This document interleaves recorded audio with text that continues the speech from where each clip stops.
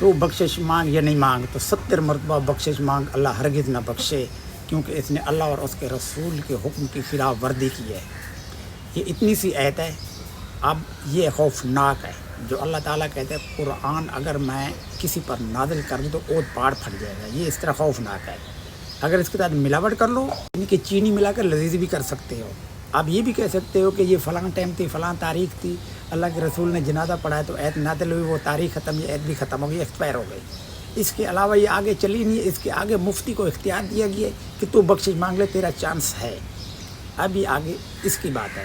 اب ایک طرف اللہ ہے، ایک طرف عالم ہے، یا آپ اللہ کی حکم مانتے ہو یا عالم کے، بندگی دو میں سے ایک کی ہے، کیونکہ وہ ایک ایک حرکت لکھ رہا ہے اور ان حرکتوں کا وزن ہے،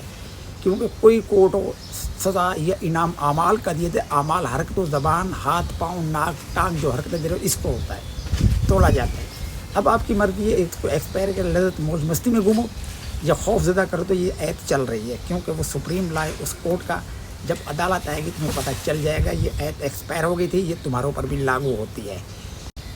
کیونکہ اللہ نے ایک اور حکم بھی جاری کیا ہے، قالوا لن تمسنا النار ایاما معدودۃ، کیا یہ کیا کہتے ہیں کہ ہم دوزخ میں کچھ مدت کے لیے جائیں گے، گناہ بخش ہونے کے بعد پھر جنت میں چلے جائیں گے؟ اے رسول ان سے پوچھ، کیا تم نے ایسا کوئی اللہ سے عہد نامہ کر رکھا ہے کہ تمہارے گناہ بخشنے کے بعد دوبارہ جنت میں بھیج دے گا؟ یہ دوزخی ہیں اور ہمیشہ اسی میں رہیں گے۔ یہ ہے قرآن، اور باقی ہے وہ عالم کی کتابیں نقلی ہیں، مگر یہ کتاب اصلی ہے۔ اب تیری مرضی، عالم کو سچ مان یا اس اللہ کو سچ مان، کیونکہ قرآن اللہ ہے، اللہ کا حکم، وہ بولے میں نے تیرے دل میں آواز دی ہے، ہر دل کے اندر وہ خود آواز دے رہا ہے۔ انسان زبان، ہاتھ، پاؤں، ناک، کان یہ نکالنے کے رستے ہیں، جو دل کی آواز ہے، خیالات کا اظہار ہے۔ اب تیری مرضی، اللہ کے سامنے زبان چلا یا خوف کھا کر اس کام کو لگ جا۔ اگر اس کو غور سے، حقیقت سے، عقل کی نگاہ سے دیکھا جائے تو عالم تم کو پھنسا رہا ہے، وہ کہہ رہے سارے جرم کر لو، کوئی مسئلہ ہی نہیں ہے، تمہاری جنت پکی ہے، اور اللہ تم کو ڈرا رہا ہے کہ تم پھنس جاؤ گے،